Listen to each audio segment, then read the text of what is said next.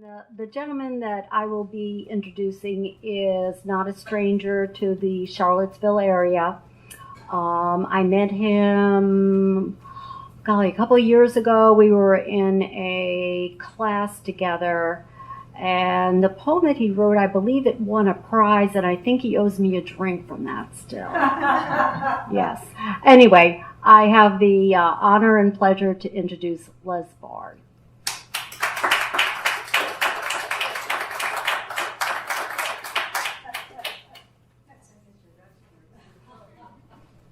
That drink is coming too.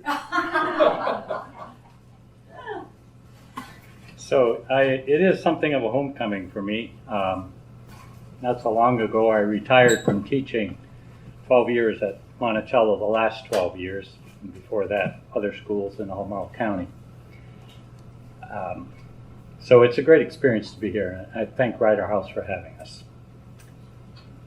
This first poem is from Lingering in the Margins, book that's being pushed back there.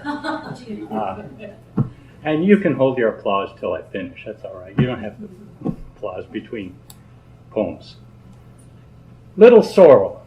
Stonewall Jackson's war horse, Little Sorrel, is on display at VMI in Lexington, Virginia. We are not allowed to fondle the flanks of Little Sorrel, embalmed and mounted. She looks tired, her horse hide worn, encased in glass, untouchable, relegated to the basement of the Virginia Military Institute, safe from the Southern belles who clipped her tail hairs to braid into wristlets and rings, safe from the pawing hands of cadets who once petted her for good luck. Her expression seems to ask why her master got off so easily. Nearby, Stonewall's bullet-holed raincoat hangs hollow. He too could have been stuffed.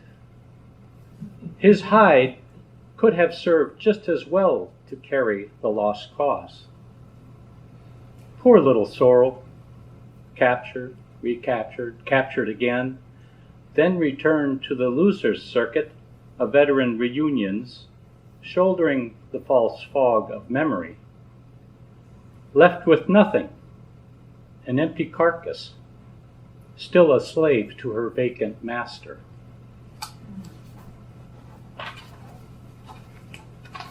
And the next poem is also going to appear in an anthology, but this one will be entitled Show Us Your Papers. It's from Main Street Rag in Charlottesville, North Carolina. Census. In a dream, I am young, sporting long dreadlocks, pushing a baby stroller, and I am cuckooing for the baby. In the morning mail, I find a census form and an application for an AARP card, a reminder of my real age. I am balding and not as handsome as I was in my dream. I fill out the census stating I am an Algonquin Kickapoo. I like the word Kickapoo. It means one who goes here, then there. It seems like a good idea. As I remember the day-long curfew that counted the citizens of Bolivia. My passport was snubbed. I was recorded Bolivian. And so I might as well be, on a borrowed wind-up toy spinning in circles, straining to interpret whose hands cradle my face in the funhouse mirror. And this next one will be appearing in the Tishman Review. Terminal. Is anybody here? I was in a group here in Charlottesville and they helped develop this poem. Terminal. The paper-thin winter skin of crushed garlic clings to your fingers. Your paralysis, the mash of cloves pummeled by a knife blade. The pungent scent of the inevitable. You look out there, somewhere over the waves, over the curvature of the horizon. A ship plows the ocean. You know it is coming, although you cannot see it. I rehearse for your coming funeral, struggle with eulogy. Too many words, too few. After the weeping, what are we left with? The weight of your ashes blowing in the wind over Pea Island Refuge. Ashes that whirl and cling to our crackled skin, then float with grace on the North Pond, where they wait for snow geese to come and carry you away. And this last poem is a newer poem. It is called Crimes Committed in My Sleep.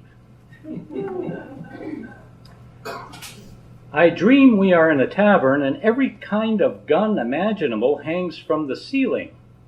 Rifles, pistols, machine guns, more menacing than the blizzard outside breaking the back of Lake Superior. In the haze of the beard-stubbled bar, you turn to me and tell me you are pregnant, and that in the future, which somehow really is the past, you will lose the baby and spend time recovering in the hospital where I am destined to work as an orderly.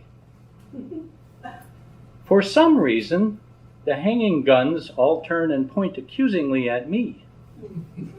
I am dressed in hospital whites, surrounded by hunters in camouflage. They seem certain I am the father.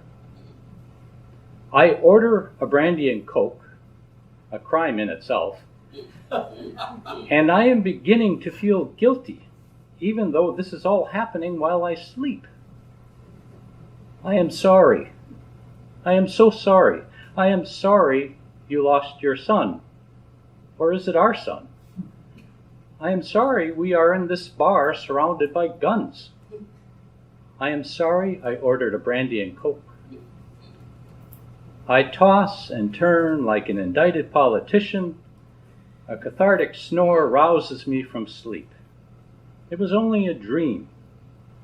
Yet I can't help but feel a little sad, and I wonder if the boy would have looked like me. Thank you.